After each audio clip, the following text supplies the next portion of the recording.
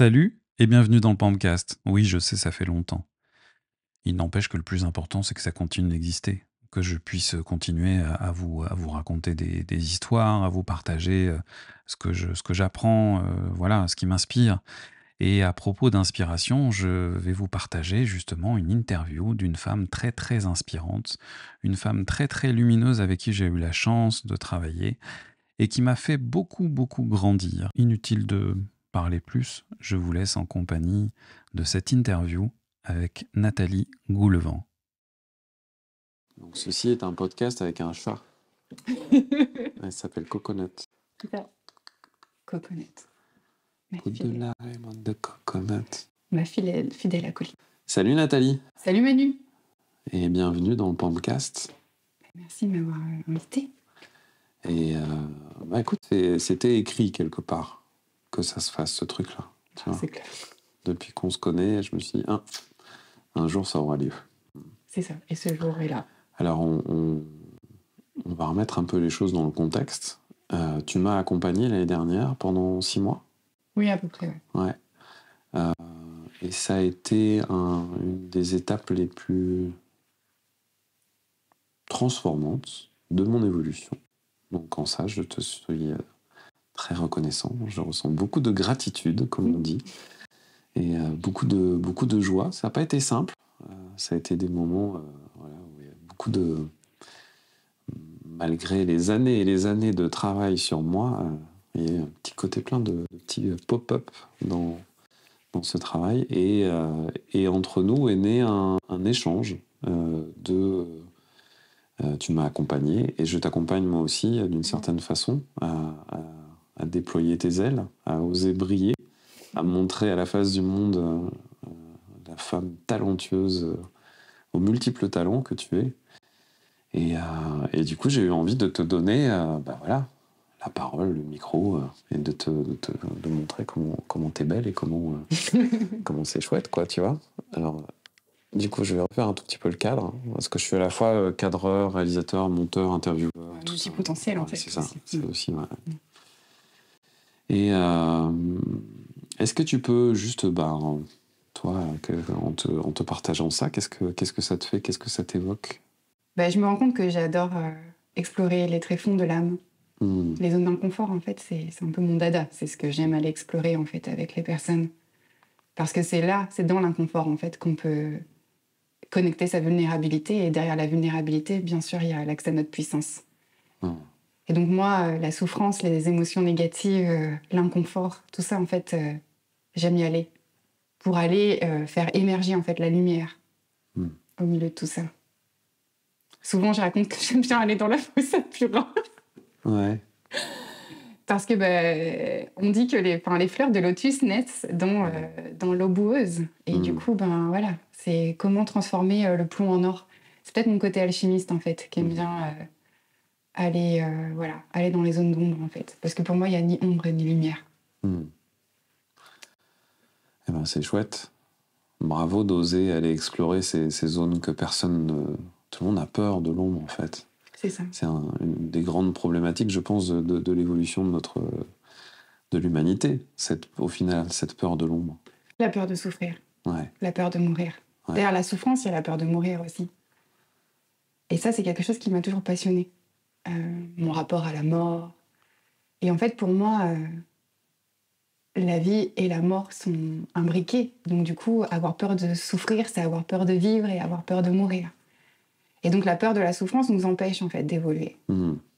Plus on accepte la souffrance, plus on comprend en fait que que ça nous donne l'opportunité en fait d'avancer. Il y a qu'en souffrant que l'être humain bouge. Sans souffrance, on bouge pas, on reste dans notre zone de confort. Pour moi, la souffrance est une alliée, comme la peur. C'est ce qui nous fait évoluer. Donc lutter contre ça, c'est aller contre sa nature. Ouais, j'ai beaucoup travaillé là-dessus avec toi et puis avec d'autres. C'est justement en s'autorisant à aller explorer ce que l'on ressent vraiment dans ces zones d'ombre et ces zones de souffrance, que c'est là en effet qu'on va pouvoir voir les fleurs de lotus et les cadeaux que la vie nous propose.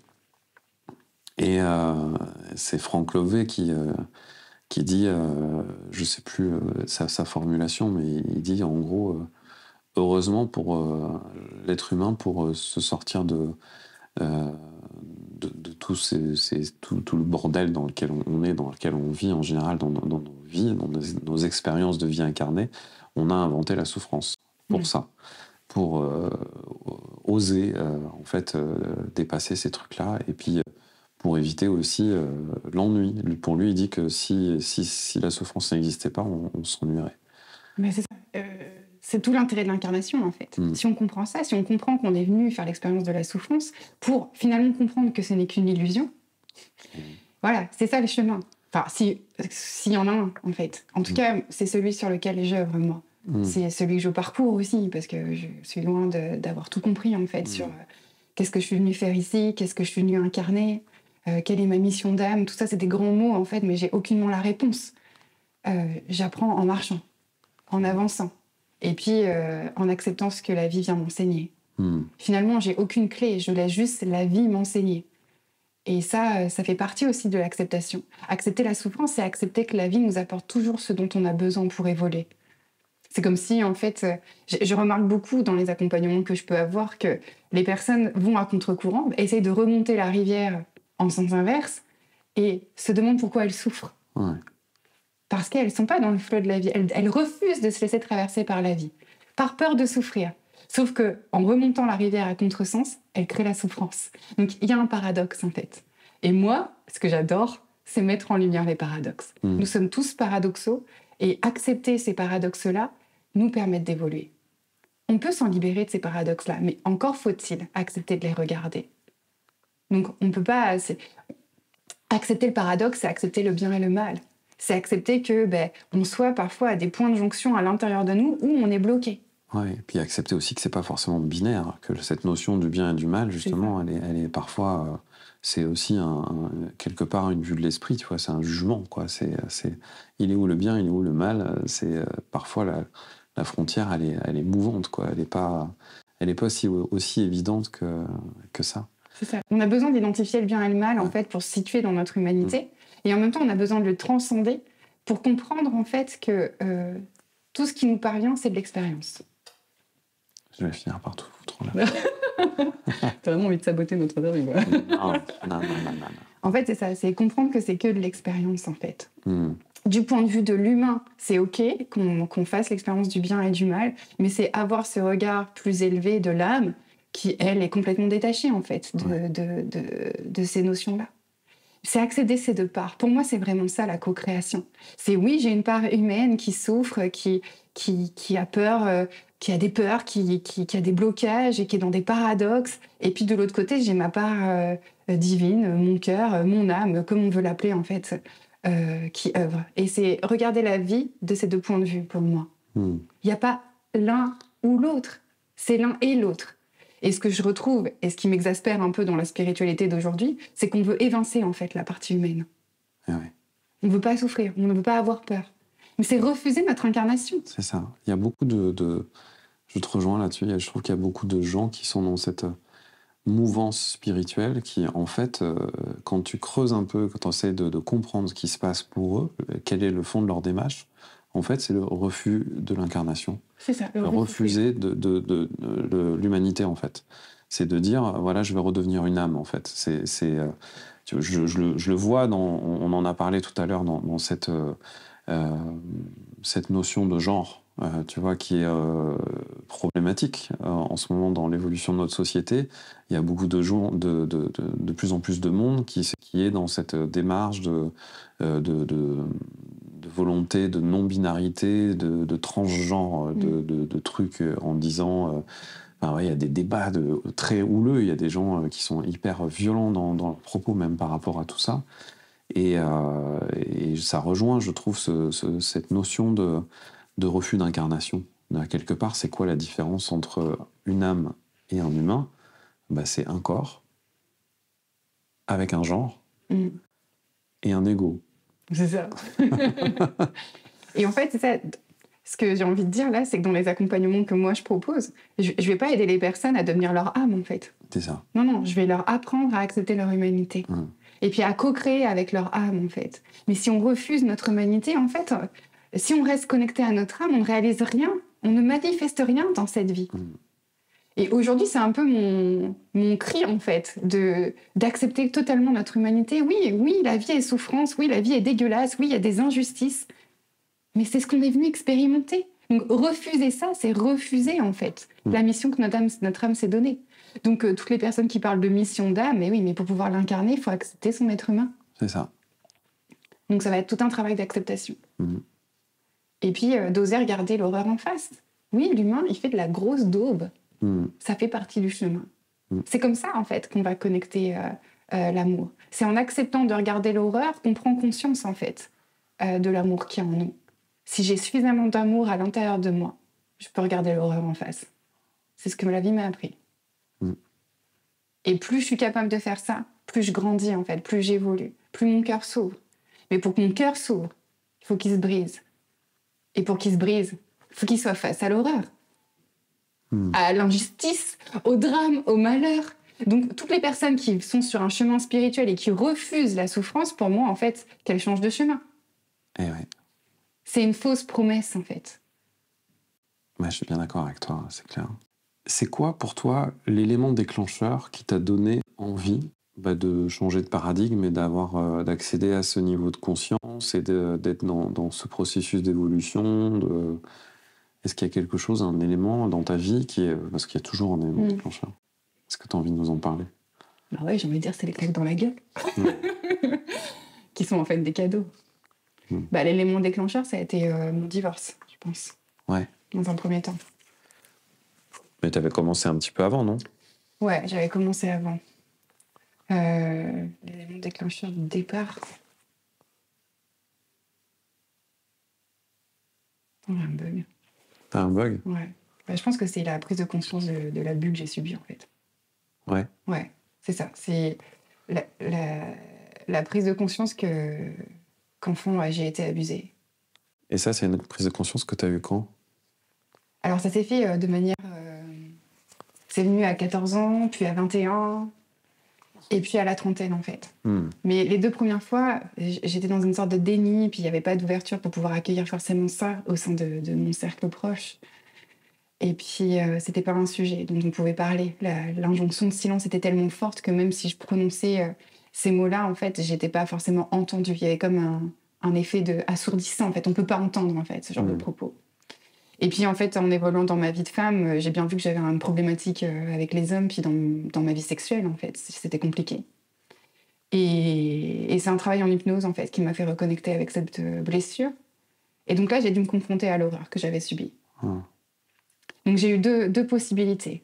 Soit je m'effondre et je suis une victime toute ma vie, et je reste dans une forme de réparation impossible qui m'amène en fait à jamais reprendre les commandes. Voilà. Et de l'autre côté, soit je prends la responsabilité de ce que j'ai vécu.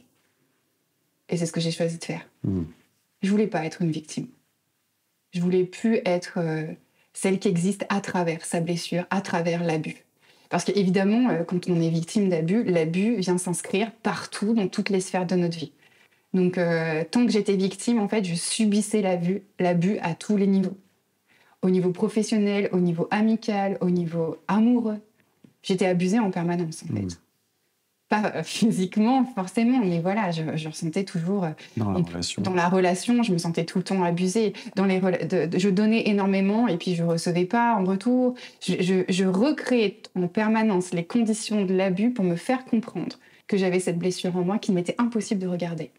Donc il m'a fallu prendre ma responsabilité et dire « Ok, j'ai subi l'abus, certes, mais je décide d'arrêter de créer cette énergie-là en moi, de la nourrir en tout cas pour créer les conditions pour répéter ça. » Et ça a été le déclencheur.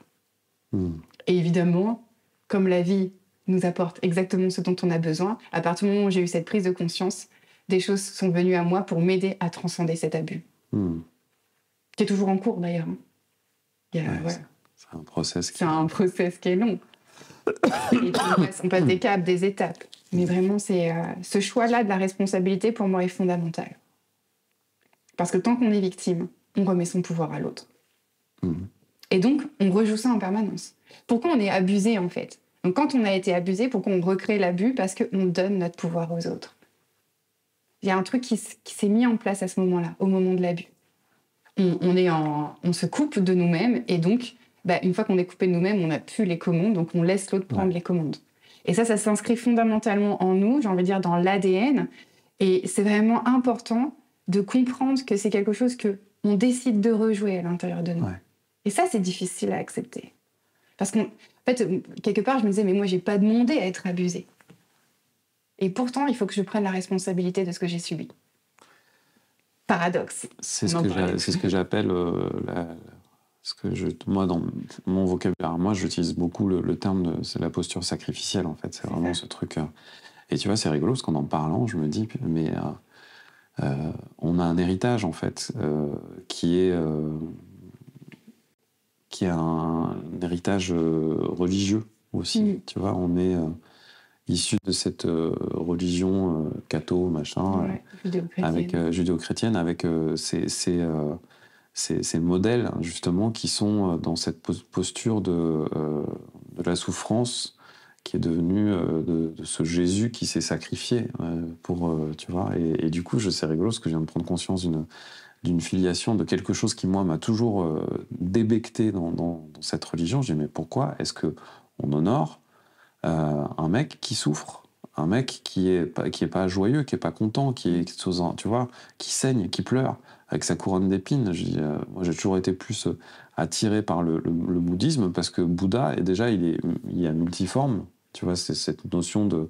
Il est grand, il est gros, il est petit, il est homme, il est femme, il est tout en même temps, et il est souvent joyeux. Et je fais un lien, justement, dans ce truc du sacrifice, tu vois, de cette posture de victime, justement, qui est certainement aussi qui va puiser son ancrage, je pense, dans l'héritage de la religion, quoi. C'est ça, c'est la lecture qu'on a aujourd'hui, en fait, de Jésus en posture sacrificielle, alors qu'en fait, c'est pas du tout ce qu'il vient nous enseigner, en fait. En tout cas, moi, ce que j'ai compris de ce chemin de croix, c'est que, justement, transcender la souffrance, l'accepter, en fait, elle fait partie de notre vie. Plus on l'accepte, en fait, plus on la transcende. Et en fait, en la refusant, comme tu disais, moi je refuse cette image de Jésus sacrificiel qui souffre, et c'est exactement ce qui va faire qu'on souffre. Complètement. Donc en fait, Jésus il a fait ce choix-là pour nous enseigner, en fait. Et il y a beaucoup de monde qui n'a pas compris. Non. Mais moi, pendant longtemps, j'ai pas compris. Moi non plus. Et je refusais aussi cette image. Et puis, c'est à force de souffrance, j'ai compris qu'à un moment donné, j'avais une telle souffrance en moi que ma seule issue, ça a été de demander de l'aide à l'intérieur de moi, en disant, ok, là, moi, mon humaine, là, elle peut plus. Elle n'y arrive pas, en fait. Je peux pas accéder. Je ne peux rien faire de ce niveau de souffrance. Et là, il s'est passé quelque chose dans mon cœur. Je me suis rendu compte qu'en fait, c'était un choix que je faisais, de nourrir cette souffrance, en luttant contre elle. À partir du moment où je l'ai complètement acceptée, je suis allée dedans. Je lui ai dit, ok, qu'est-ce que tu as à m'enseigner, souffrance? Raconte-moi mon histoire. Dis-moi ce que tu as à m'apprendre. Et à partir de ce moment-là, j'ai compris que je devais m'agenouiller devant elle, qu'elle était une enseignante. Et là, il y a eu un basculement. Je me suis rendu compte que c'était une illusion. Parce que je suis allée dans mon cœur. Et dans mon cœur, il n'y a pas de souffrance. La partie qui souffre à l'intérieur de moi, c'est mon mental. Pourquoi mon mental, il souffre? Parce qu'il veut contrôler. Parce qu'il veut tout savoir à l'avance. Parce qu'il veut maîtriser. Ce qui n'est pas maîtrisable. Parce qu'il veut savoir ce que je vais manger demain. Il veut savoir combien je vais avoir sur mon compte en banque à la fin du mois. Il veut savoir, je ne sais pas, combien de clientes je vais attirer le mois prochain, parce qu'il a besoin de sécurité. Parce qu'il a besoin il veut savoir quand est-ce que je vais rencontrer l'homme de ma vie. Parce qu'il est persuadé que quand j'aurai acheté que j'aurai acheté une Tesla, je serai plus heureux. C'est ça. Le mental, en fait, il veut contrôler ce qui est incontrôlable. Et on nous a éduqués comme ça. Et ce qui nous fait souffrir, c'est ça. À partir du moment où le mental s'agenouille face à la souffrance, à la vie, à ce qui est, le cœur prend le relais. Et le cœur, il accepte la vie. C'est comme si, en fait, mon mental voulait contrôler la manière dont je respire. Il peut, hein, mais l'air qui sort et rentre de là, par exemple, je suis en train de respirer, mon mental, il contrôle rien. Mon mental, il ne peut pas contrôler les battements de mon cœur. Mon mental n'a pas contrôlé quand j'étais enceinte de ma fille, si elle allait avoir les cheveux bruns, les yeux noirs, si ça allait être une fille.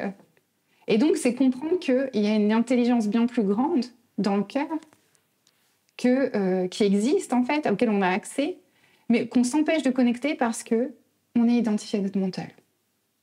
Et cette force créatrice, cette force de vie, elle est bien plus et bien plus profonde, en fait. Souvent, je dis ça aux femmes que j'accompagne, je leur dis « Ok, à quel moment ton mental il a pris une décision quand tu étais enceinte ? Quelle est la force qui a permis à l'enfant de grandir en toi ? D'où vient cette énergie ? Quelle est cette intelligence inouïe ? Cette force de création ?» C'est se reconnecter à ça, en fait. Et pour ça, il faut que le mental s'agenouille. Il faut que l'ego s'agenouille. Il faut que le jeu se taise. C'est compliqué, mais pas tant que ça. C'est compliqué pour le mental de lâcher prise, mais pour le cœur, c'est simple. Ce qui est compliqué, c'est que je ne sais pas comment ça s'est passé, mais quelque part, on a tellement créé un modèle de société qui est gouverné par la peur qu'en gros, on a donné les clés du pouvoir de nos vies à notre mental, justement. Pour moi, ce qu'on appelle le mental, c'est justement l'intrication entre l'ego et la peur qui se stimule, alors que le mental, il a une utilité. C'est lui qui nous aide justement à prendre des décisions, à être dans l'efficacité de certaines choses de notre quotidien, de notre vie, mais il est au service. C'est ça, en fait, quand on est identifié à notre mental, on est en survie. Parce que le mental est un logiciel de survie. C'est-à-dire qu'on est en mode peur, hypervigilance. C'est pour ça qu'on veut tout contrôler, parce qu'en fait, on a peur de la vie. On lutte contre la vie. Le mental est utile. Moi, je suis pas du tout pour dire je dois plus avoir d'ego, je désole mon mental et puis je vis que dans mon cœur. Alors, dans l'absolu, ce serait super, mais en fait, le mental est utile, comme tu le disais. C'est quand même un logiciel de survie qui nous permet en fait d'être vigilants. C'est le mental qui va me permettre que si une voiture me fonce dessus, j'ai l'instinct de sauter dans le fossé, en fait. Sauf que quand il prend les commandes, il nous impose de vivre en mode survie. Et c'est ce mode survie, en fait, qui nous emprisonne aujourd'hui. Et évidemment, la société, le monde dans lequel on vit, active ce mode survie. C'est ce qui fait que tu vas avoir l'impression de crever si tu n'achètes pas la dernière Tesla, quoi. C'est parce qu'on parle à ton mental. On active le logiciel de survie. On crée des peurs pour qu'ils prennent de plus en plus de place. Et puis, le retour au cœur se fait quand le mental en peut plus, en fait. Souvent, là, on arrive à un stade où les personnes, elles ne peuvent plus accepter d'être dans ce mode survie parce qu'il y a comme un décalage entre la réalité confortable dans laquelle on vit et l'hypervigilance qu'on s'impose. C'est ça. On vit dans un confort incroyable, on a à manger comme on veut, enfin, on n'a plus d'insécurité en soi. On n'est pas attaqué par des loups, il n'y a personne qui va venir prendre nos enfants, et pourtant on vit dans cette hypervigilance. Parce qu'on est prisonnier de cette symbolique qui a été créée au sein de la société, que d'alimenter ce mode survie, en fait. On est prisonnier du mode survie. Et donc, le retour au cœur, c'est prendre conscience qu'on est en survie et décider de revenir à la vie. Donc, il y a une notion de reconnexion, de se souvenir, en fait. Si on regarde les enfants, ils ne sont pas dans ce mode survie. Un enfant, il agit à partir du cœur. On dit souvent, les enfants ont l'innocence, ils parlent, ils disent ça sort tout seul. Ben oui, parce que c'est le cœur qui parle. Parce qu'il n'y a pas de contrôle. Il n'y a pas de filtre. Non, ils sont juste à la vie, en fait. Si tu as besoin de reconnecter ce qu'est la vie en toi, regarde les enfants. Ouais. Il n'y a pas meilleur exemple, en fait.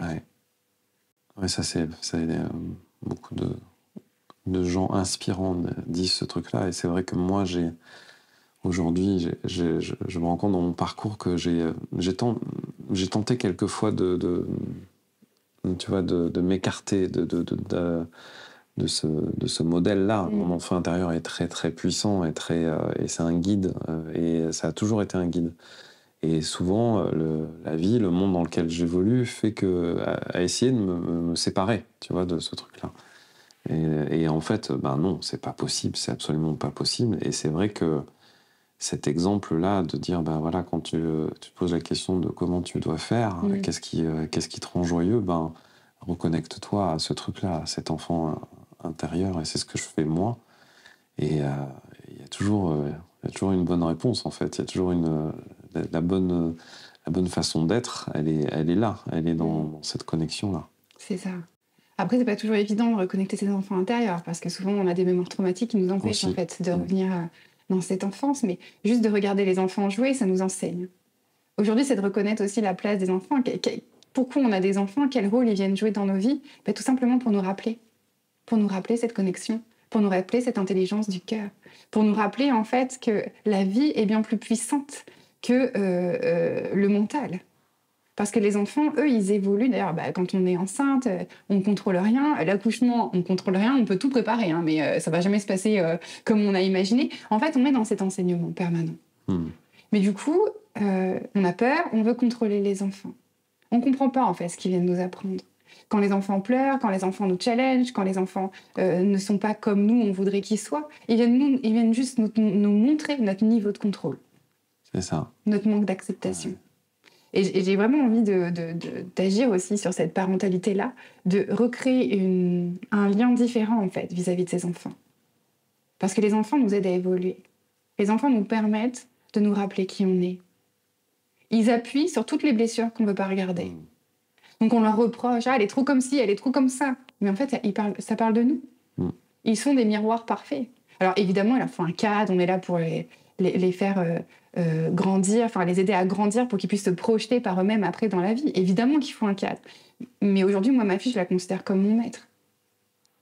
Et oui, c'est rigolo parce qu'on n'est pas du tout attentif tu vois, il y a dans les dictons populaires, il y a cette notion, on dit que c'est les enfants qui nous éduquent. Mais oui, en fait. Et oui. Ça a du sens, c'est énormément de sens. Moi, je sais que mes filles m'ont énormément éduqué et genre, aujourd'hui, je les remercie. Merci les filles. Parce que c'est vrai que ça a été il y a cette espèce de truc, tu sais, d'obligation à en effet, tu vois, dans l'acceptation j'aime bien l'image de la rivière, de la vie qui est une espèce de rivière qui coule. Tu peux pas empêcher une rivière de couler. T'as beau mettre un barrage, il y a toujours un moment où elle va passer par-dessus. Même si tu essaies de détourner la rivière, elle reviendra dans son lit initial. Toujours. Parce qu'on ne peut rien contre la nature. Et du coup, ouais, j'ai beaucoup observé ça, tu vois, dans ma vie et dans mon rôle de père. C'est ça, je trouve aussi être parent, c'est arriver à se mettre dans cette posture d'humilité par rapport aux enseignements, à la pureté de ce qui peut être transmis par nos enfants et la façon dont ils peuvent être inspirants. Moi, je sais que ma fille aînée a été par différentes manières, différentes façons dans ma vie, ça a été le déclencheur le plus puissant de mon évolution. Mais pas parce que, ça y est, je devenais papa. C'était juste que ça a été tellement le bordel, ça a été tellement compliqué dans la relation avec sa maman et dans l'acceptation de mon rôle de père, de ma posture d'homme, tu vois. Et à différentes étapes dans son évolution, dans le travers de différents moments clés, il y a toujours eu ce truc-là, ce truc de miroir parfait dont tu parlais, qui m'ont ouvert à chaque fois des nouveaux chapitres de ma vie, de mon évolution. C'est ça, on fait des enfants parce que l'humanité a besoin d'évoluer. C'est comprendre en fait ce mouvement d'évolution en fait. Nous, on a fait évoluer nos parents, enfin, je pense que nous tous, en fait. Ouais. Et c'est aujourd'hui accepter ça, en fait. Et ce que je trouve intéressant, c'est s'observer dans sa parentalité, c'est prendre conscience de tous les blocages qu'on a dans nos vies, de comment on se traite nous aussi, de là où on en est par rapport à l'intelligence du cœur. Ouais. C'est incroyable. Ça peut être le meilleur test de savoir où on en est. Si on doute de son état d'anxiété ou de son hypervigilance, on a juste à observer la manière dont on se comporte avec nos enfants. Moi, je me rends compte qu'un des plus beaux moments d'accélération pour moi dans l'évolution de ma prise de conscience et le début de l'éveil, ça a été justement le moment où j'ai lâché, où je me suis dit, mais en fait, c'est pas parce que tu es le père de cette jeune demoiselle qui te fait vivre des trucs compliqués que tu as du pouvoir sur sa vie, en fait. Je me suis rendu compte que j'avais aucun pouvoir sur ma vie et que mon rôle, c'était pas de lui transmettre ma façon de voir le monde, mon modèle d'existence, mais au contraire de lui faire confiance, de lui dire ouais, j'ai confiance en toi en fait. C'est toi qui vas créer ta vie, c'est toi qui va créer ton propre modèle. Le mien, si tu trouves que c'est de la merde, c'est ok. Je reviens encore à Franck Lobé qui est très inspirant, qui dit que le plus beau cadeau que nos enfants peuvent nous faire, En gros, c'est leur ingratitude. C'est ça. Et c'est en ça, il a raison, tu vois. Aujourd'hui, moi, j'adore le rapport que j'ai avec mes filles, parce que, et je sens que quelque part, j'ai un peu réussi ma mission de père, parce que c'est au moment où je les vois être dans l'audace, l'autorisation qu'elles se donnent elles-mêmes à oser faire des choses pour elles, en sachant que c'est pas forcément des choses que je vais valider. Tu vois. C'est ça. Et me rendre compte que moi, en effet, j'ai lâché ce truc d'être dans l'attente aussi de la reconnaissance de est-ce que j'ai été un bon père ou pas. Tu vois, et en ça, waouh, ça a été aussi des moments des moments de grâce, tu vois, de me dire ouais, en fait, j'ai pas été si mauvais que ça. C'est ça. Et l'ingratitude, surtout, ça nous permet de connecter l'amour inconditionnel. Complètement. Parce qu'avec nos enfants, en fait, ils viennent nous enseigner ça, l'amour inconditionnel. Ouais. C'est-à-dire, je t'aimerai quels que soient les choix que tu feras. Pour moi, la parentalité, c'est comme les berges d'une rivière. Si les berges sont solides, l'eau s'écoule rapidement. Mais en aucun cas, la parentalité, c'est être un barrage. Vouloir contrôler l'eau. T'as déjà essayé de contrôler l'eau avec tes mains, tu sais, de garder l'eau. L'eau, elle finira toujours par trouver son chemin. Tu vas finir avec la paume des mains vides. C'est la même chose. Et je trouve qu'en passant par la parentalité, c'est prendre conscience, en fait, que le mental peut absolument pas contrôler la vie. Et comme il peut absolument pas contrôler les enfants. Souvent, j'ai des clientes qui viennent me voir en me disant « Nathalie, je veux pas que mes enfants souffrent. » Illusion. C'est-à-dire que tu veux pas que tes enfants vivent. Et oui. Et ça, c'est un gros sujet pour moi, dans mes accompagnements. J'ai des femmes qui font des crises d'angoisse, qui se mettent dans des états abyssaux parce qu'elles refusent d'accepter la souffrance chez leurs enfants. Elles veulent les préserver, les protéger. Donc elles essayent de construire un barrage autour de l'enfant qui étouffe toutes les pulsions de vie de l'enfant. Ça va à l'encontre, en fait, même du processus de vie. Tout ça parce qu'elles refusent la souffrance. Mais plus elles la refusent, plus elles amènent leurs enfants à souffrir. Toujours le paradoxe. Et encore une fois, parce qu'on est dans un monde qui nous a expliqué que souffrir, c'est mal, que c'est pas normal, qu'on devrait tous être heureux et qu'on sera tous plus heureux le jour où on aura une belle maison et qu'on roulera en Tesla. C'est ça. Salut Elon Musk, si tu veux sponsoriser ce truc. Le podcast. Tu l'as nommé 3 fois, donc... non, mais c'est rigolo, parce que c'est le sujet d'une vidéo que je vais faire. Bientôt, je crois que je vais faire une vidéo qui va s'appeler « Pourquoi j'ai pas acheté une Tesla ?» C'est vraiment...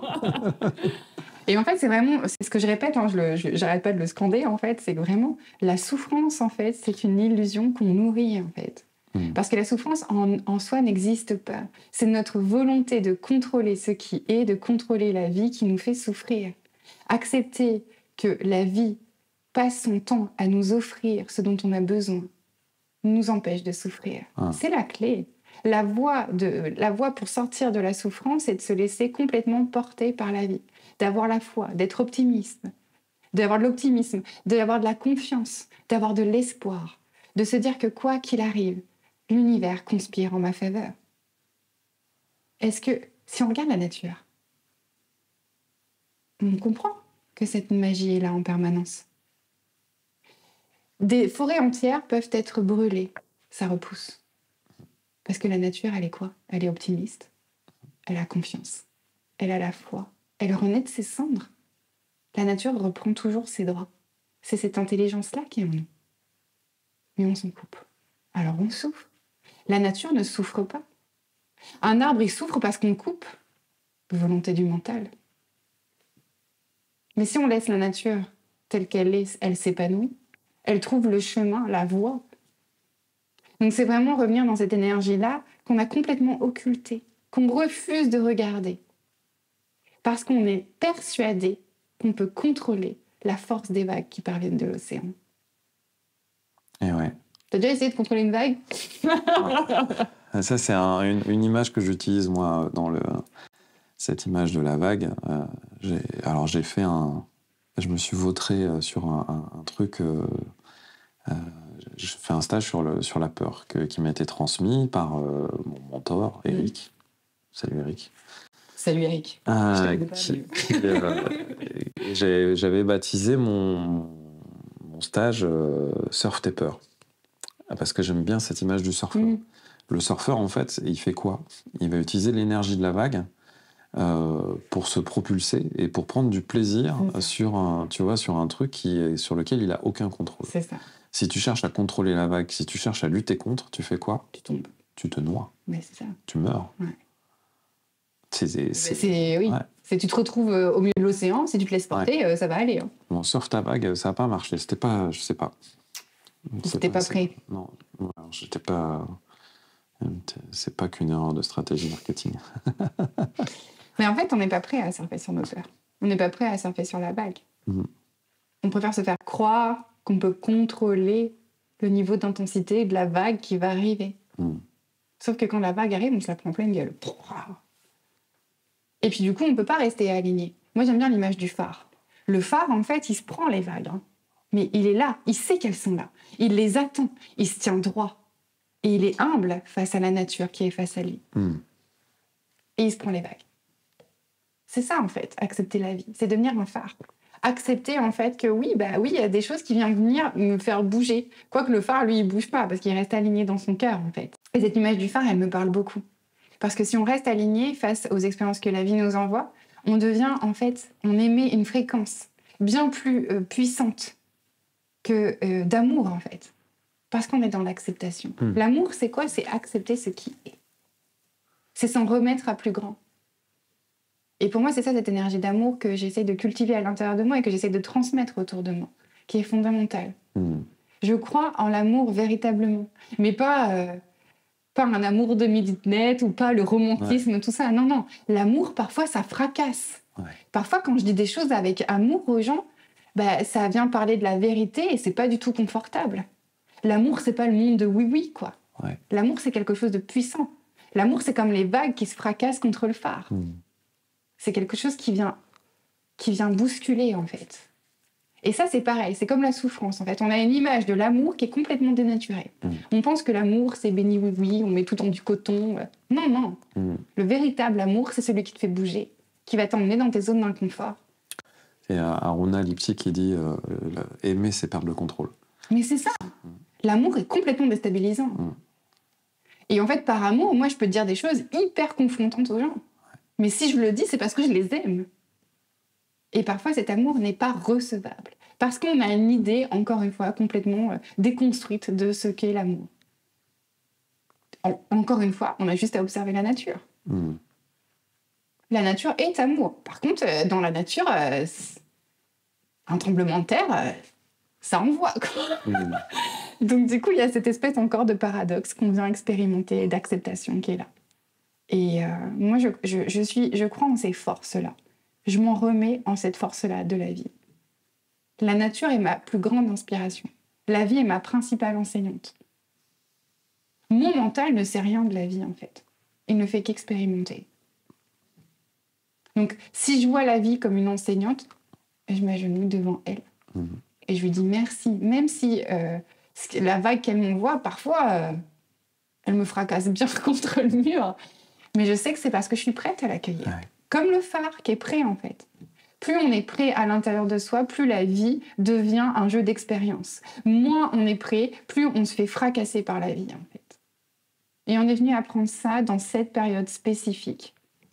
On est venu changer de paradigme. On est venu réapprendre, en fait, ce qu'était l'amour, la vie, la souffrance. Parce qu'on a complètement oublié tout ça. On les perçoit du point de vue du mental qui juge, qui met des couleurs là-dessus, qui a besoin de mettre des étiquettes. Alors qu'en fait, on a juste besoin de se laisser traverser. La peur, c'est quoi? C'est une énergie. C'est juste une énergie qui te traverse, quoi. Et genre, moi, je me souviens, avant, je me mettais dans des états pas possibles de peur, où je me rendais malade et tout ça, parce qu'il y a une énergie qui me traverse. Le drama, quoi. Ah oui, aussi. On en parle du drama? Non. On va bifurquer. Tu parlais d'amour tout à l'heure, et du coup, j'ai envie d'amorcer les discussions sur la relation amoureuse. Oh, punaise. Ah, voilà. Vaste sujet, quoi. Vous avez 2-3 jours devant vous. Aujourd'hui, c'est un sujet qui me fait travailler beaucoup. J'ai pas encore toutes les réponses. En tout cas, je sais maintenant ce que je ne veux plus dans la relation amoureuse. Donc moi, j'ai vécu les violences conjugales, l'emprise, la dépendance affective de l'autre, en fait. Et évidemment, si j'ai vécu tout ça, c'est parce que il y avait des choses qui résonnaient chez moi. Et aujourd'hui, j'essaye d'avancer vers une conception différente, en fait, de ce que peut représenter le couple, de ce que peut représenter l'amour entre deux personnes. J'ai pas forcément toutes les réponses, mais je sens qu'il y a quelque chose de nouveau qui s'ouvre en moi par rapport à ça. En tout cas, je veux plus que l'amour vienne combler quelque chose en moi. Je veux plus que l'amour comble quelque chose en l'autre. Je pense qu'il y a autre chose, en fait, de plus important, de plus viscéral, de plus puissant, en fait, dans la relation amoureuse. C'est un chemin d'évolution, c'est exactement comme la parentalité aussi. On doit réapprendre, en fait, ce qu'est le couple. Pour moi, le couple, c'est le résultat, en fait, de 2000 ans de domination et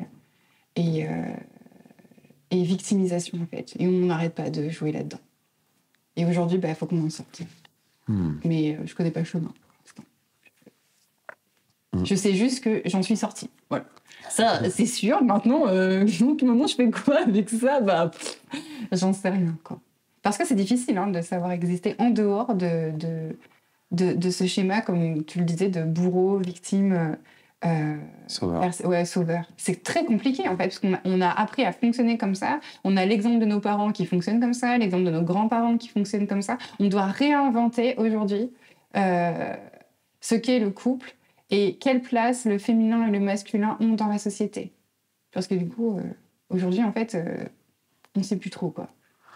On est dans une période surtout où on est beaucoup dans une espèce d'obstination de chercher un coupable.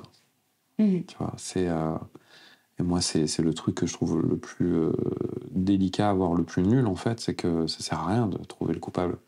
C'est le seul truc qui est vraiment intéressant, c'est pas le pourquoi, c'est pas de pourquoi on sait.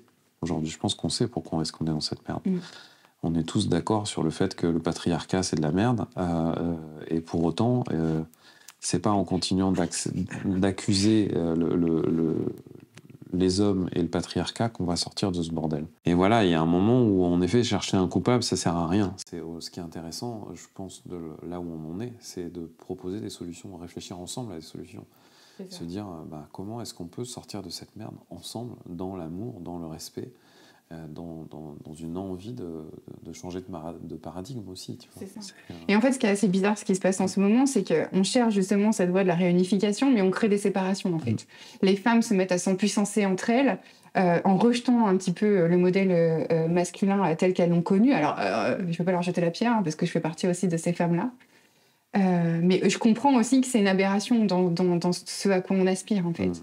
On veut co-créer entre le masculin et le féminin parce qu'à l'intérieur de nous, on a ce masculin et ce féminin-là. Donc si je rejette une partie de la population, je rejette une partie de moi-même, en fait. Et ce que je trouve dommageable en ce moment, c'est que c'est ça, les femmes sont puissantes, mais je sens derrière une énergie revancharde, de reprendre le pouvoir sur ce qu'on leur a enlevé, en fait. Voilà, c'est tous les discours de oui, on a été privé du droit de vote et tout ça. Mais oui, c'est ok, c'est une réalité. Et moi aussi, j'en parle parce que c'est sûr qu'aujourd'hui, nous, en tant que femmes, on essaie de retrouver notre place dans la société. Mais je sais aussi que cet aspect revanchard est contre-productif. Et je l'ai aussi en moi. Je ne suis pas en train de dire que j'essaie juste de l'apaiser, de voir comment trouver une voie d'apaisement, en fait, vis-à-vis à cette volonté de recouvrir ma place tout en acceptant le masculin là où il en est. Parce que c'est sûr que nous, les femmes, on sont puissantes. Au niveau collectif, ça commence à prendre forme. Il y a de plus en plus de femmes qui se rendent compte de ce qui est en train de se passer pour le féminin, qui en prennent conscience que on va s'embarquer dans l'énergie. Et en même temps, on voit les hommes qui savent... Pardon. Les hommes, ils savent plus où ils en sont. Ouais, ils savent plus où ils en sont. Du coup, ils n'arrivent pas à se positionner. Et du coup, nous... Comme on a tellement attendu pour se positionner, ça nous saoule un peu de voir l'homme dans cet état un peu de perdition qui ne sait pas que c'est soit c'est un macho, soit il s'est émasculé lui-même. Et en fait, on se retrouve dans une forme de lassitude en fait, vis-à-vis du masculin qu'on a envie de rejeter en bloc. Et moi, en fait, je me dis, il y a peut-être une autre voie. En fait. C'est comment, en tant que femme qui travaille sur moi, qui œuvrent pour l'amour, je peux emmener les hommes, en fait, sur ce chemin avec moi. Les accueillir dans leur vulnérabilité. Leur leur pardonner aussi, parce qu'évidemment, on a un gros package aussi, nous les femmes, à rendre aux hommes, entre guillemets, on a besoin de cette énergie de pardon. On a autant besoin de demander pardon aux hommes qu'on a besoin qu'ils nous demandent pardon, en fait. Pour moi, c'est la clé, en fait. Si, dans un couple, on arrive à se pardonner l'un l'autre, mais c'est la clé de la guérison, en fait. Ouais. Et au niveau mondial, il y a ce truc qui se joue, en fait. Comment on peut... comment moi, je peux pardonner aux hommes alors que j'ai été abusée, alors que j'ai été sous emprise avec des hommes et qu'ils ont profité de moi. Comment je peux aller dans ce pardon ? Ben oui, je peux. Parce que si j'ai vécu ça, c'est parce que j'avais besoin d'apprendre. Et donc, aujourd'hui, je suis capable de pardonner parce que je prends conscience de qui je suis. Plus je prends conscience de qui je suis, plus je comprends que tout ce que j'ai vécu faisait partie du chemin d'évolution. Pourquoi je ne pourrais pas demander pardon ? Et pourquoi je ne pourrais pas pardonner ? Ça fait partie du jeu. Mais pour ça, faut laisser l'ego de côté. Faut mettre de côté la croyance qu'on est séparés. Ce que tu me dis là, ça me fait penser à des sujets qu'on a déjà discutés. Cette notion de donner le pouvoir à l'autre. Tu sais, il y a un moment où les femmes, en fait, ont donné le pouvoir aux hommes. C'est-à-dire qu'il a été pris ce pouvoir. Mais il y a aussi, tu vois, dans cette relation qui est tordue, de cette domination du patriarcat, il y a ce geste-là aussi, à aucun moment qui a été... où il y a eu une... Enfin, la bagarre, elle a lieu maintenant, elle a lieu 2000 ans plus tard, quoi. Et encore, on parle de 2000 ans, mais ça se trouve, c'est plus. J'avais une petite... on m'a raconté une belle histoire sur la naissance du patriarcat. Est-ce que tu la connais, cette histoire ? Non. En fait, dans l'évolution de l'humanité, des peuples primaires, au début, les premiers hommes ne comprenaient pas le processus de la natalité. En fait, pour eux, c'était justement une opération divine, en fait. La naissance d'un enfant, c'était vraiment un truc qui était lié au divin. C'était quelque chose de magique, quoi. Et donc, les femmes, en fait, donnant la vie, on était dans une période de matriarcat, où c'était les femmes qui avaient le pouvoir. Voilà. Ça a duré certainement des milliers d'années. Jusqu'à ce qu'un jour, les hommes et les femmes se rendent compte qu'il y avait une relation de cause à effet entre le crac-crac et la petite graine et l'arrivée de l'enfant 9 mois plus tard. Et là, en fait, c'est là où les hommes ont dit « Ah, c'est nous les magiciens. Maintenant, vous nous avez fait... en fait, on a subi votre truc pendant des années. Donc maintenant, c'est nous qui prenons le pouvoir. » Voilà. Et on est au bout de ce cycle-là, de cette invention, de cette inversion de tendance, où après avoir aussi vécu des années d'un modèle matriarcal, on a embrassé un modèle patriarcal. Et justement, cette fameuse ère du Verseau, c'est censé être l'ère de la réconciliation et de l'harmonie, justement, entre nos polarités et entre nous, hommes et femmes, quoi. C'est ça. Et bon, on y va. Mais c'est vrai que ça demande de prendre conscience, en fait, de ça. De ne pas répéter, en fait, ce qui s'est déjà joué dans l'histoire. Parce que, bon, la vie est cyclique, donc on répète des choses. Mais c'est vrai que là, je sens que cette prise de conscience, elle va devoir émerger parce que c'est ce qui est en train de se répéter. On sent les hommes qui s'émasculent de plus en plus et les femmes qui prennent de plus en plus le pouvoir. Et c'est pas l'objectif, en fait. Ouais. Mais peut-être que pour rééquilibrer, ça va faire partie de la première étape pour ensuite arriver à quelque chose de plus harmonieux et que les hommes aussi prennent leurs responsabilités et décident de réincarner un modèle de masculinité qui leur est propre, à partir de qui ils sont réellement et non plus à partir des injonctions sociétales. Ce que font les femmes, en fait. On est en train de se libérer de toutes les injonctions de la société qui ont été créées depuis des années. Et ce chemin fonctionne. C'est-à-dire l'obligation d'être belle, d'être une mère parfaite, une femme parfaite, enfin voilà, toutes ces injonctions-là, de plus en plus les femmes s'en libèrent. Et je pense que les hommes ont besoin de faire le même travail. Mais le problème, c'est qu'ils ne savent pas encore qu'ils sont pris par ces injonctions. Ouais. Genre, les hommes, ils n'ont pas le droit d'écouter leurs émotions, ils n'ont pas le droit de montrer leur vulnérabilité, ils ont l'obligation d'être forts, d'être sécurisants. Mais non, en fait, tout ça, c'est de la bullshit, en fait. C'est l'histoire qu'on se raconte. L'objectif, c'est qui je suis, qui j'ai envie d'être, quelle part de moi j'ai envie de faire parler. Et donc, tant que les hommes n'auront pas pris conscience qu'ils sont aussi prisonniers d'injonctions qui vont à l'encontre de leur nature, la réunification, elle n'aura pas forcément lieu. Donc, les femmes montrent le chemin, c'est aux hommes maintenant de prendre leurs responsabilités et d'aller aussi vers ce chemin-là. de comprendre que ce qu'ils vivent à l'intérieur d'eux n'est pas une fatalité. Et c'est pas parce que leur père leur disait si tu pleures, t'es une fiotte, c'est se libérer de ça en fait. Leur père ou leur mère. Ou leur mère, ouais, c'est ça. Parce que c'est aussi en ça pour moi que, tu vois, dans la recherche de qui est coupable, tu vois, ce modèle patriarcal, il est tellement intégré et imprégné dans le modèle éducatif qu'il y a aussi, c'est beaucoup les mères qui transmettent par dépit, tu vois, parce que c'est le modèle établi, que c'est comme ça qu'il faut faire. Mais le truc de sois fort, mon fils, c'est pas que les pères qui transmettent ça. C'est aussi les mères, tu vois, c'est parce que moi j'ai vécu aussi ce truc-là d'avoir des femmes en face de moi qui me disent ah, moi j'adore les hommes vulnérables, et puis dès que je me montrais vulnérable, en fait elles se barraient en courant, quoi. Oui, parce que la femme a la croyance, d'un seul coup ça fait peur, tu vois. C'est ça, parce qu'elle a la croyance que l'homme doit lui apporter la sécurité. Exactement. Mais ça, non, aussi la femme doit se libérer de ça. En fait, la sécurité, elle est en elle. Donc si elle cherche la sécurité chez l'homme, elle la trouvera pas en fait. Et encore moins aujourd'hui. Et du coup, c'est juste en fait, parce que ça permet aux femmes d'aller chercher la leur. Les hommes deviennent plus insécurisants, entre guillemets, parce qu'ils sont un peu plus perdus et tout ça. Mais quelque part, ça permet aux femmes d'aller regarder que la sécurité, c'est leur responsabilité. Je vois pas en quoi un homme pourrait créer la sécurité à l'intérieur de moi. Non. Pour moi, il n'est pas là pour la créer. Il est là pour...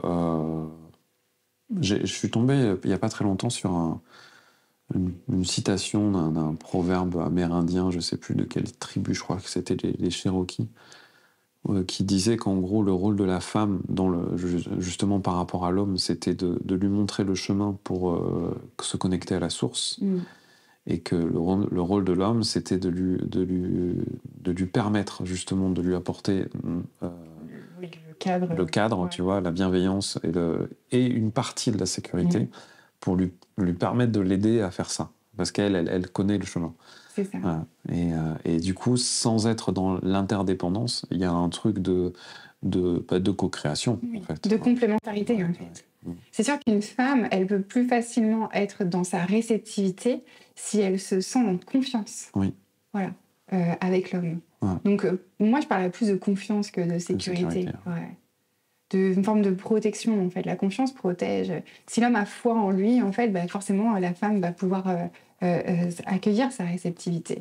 Le problème aujourd'hui, c'est que les femmes cherchent leur sécurité à l'intérieur d'elles, mais elles vont développer un aspect triangle, du coup, alors qu'elles vont se couper, et du coup, elles vont se couper de leur féminin.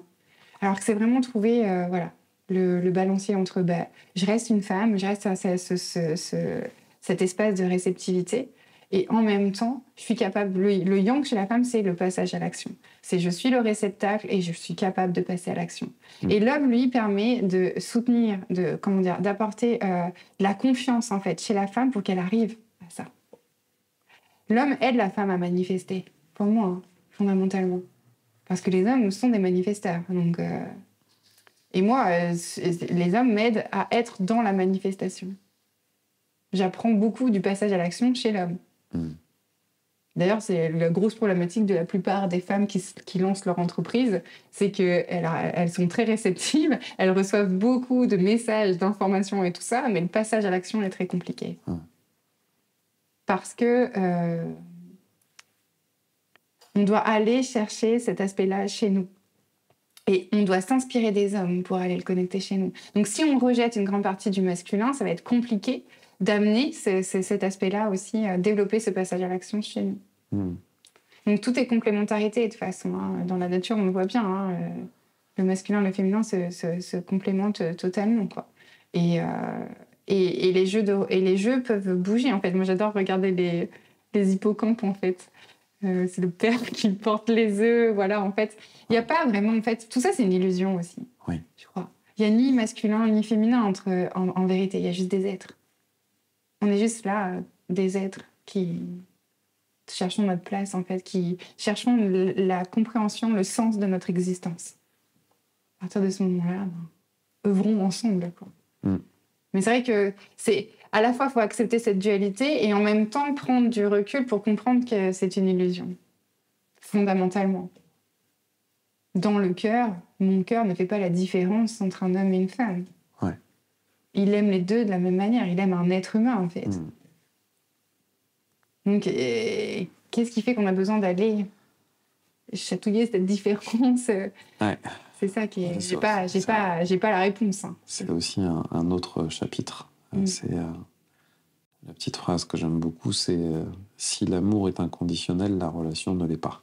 C'est ça. Ouais. Pour moi, c'est vraiment le couple vient aider l'être humain à comprendre à quel point il est complet. À quel point cette notion dont je parle, il n'y a pas de ni masculin ni féminin, parce qu'on a ces polarités en nous. Mais on doit en faire l'expérience pour les reconnecter. Parce qu'on pourrait lire toutes les théories du monde hein, sur le yin et le yang, sur ce que ça représente, mais le ressentir à l'intérieur, cette complétude, ce sentiment d'être entier, en fait. Voilà, c'est ce qu'on a expérimenté dans la relation de couple. Alors maintenant, comment? Je ne sais pas. Je pense qu'il faut le vivre, en fait. Je sais pas. C'est un sujet de la dissertation de philo, ça, non? Vous avez du temps, 2 secondes. Vous avez 4 heures. C'est ça, c'est un sujet qui me passionne et en même temps, voilà, je vois beaucoup de choses sur les relations de couple, des concepts, de flammes jumelles et tout ça, mais pour moi, en fait, on n'est pas dans le bon sujet.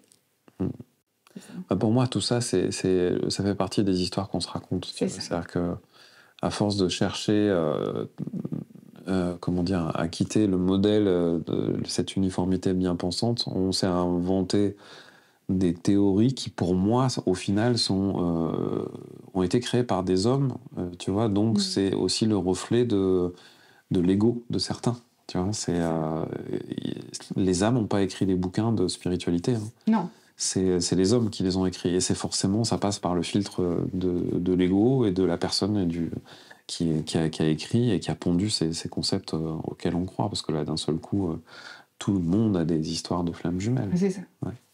Alors qu'en fait, pour moi, c'est vraiment un artefact, en fait, qu'on utilise pour essayer de donner un sens à notre existence, en fait. C'est de la peur. C'est ça.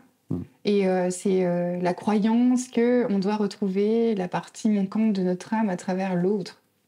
Encore une fois, on donne son pouvoir. Pour moi, on va à l'encontre même de ce sentiment de complétude dans lequel moi, j'ai envie d'œuvrer. Et souvent, en fait, j'ai remarqué que les personnes qui se considèrent flammes jumelles ont un niveau de dépendance affective terrible. Et en fait, ce concept les empêche d'aller visiter cette dépendance affective et de la guérir. Oui, c'est juste des processus de bourreau, de victime. On répète, en fait, c'est tout, hein. Sous couvert de spiritualité.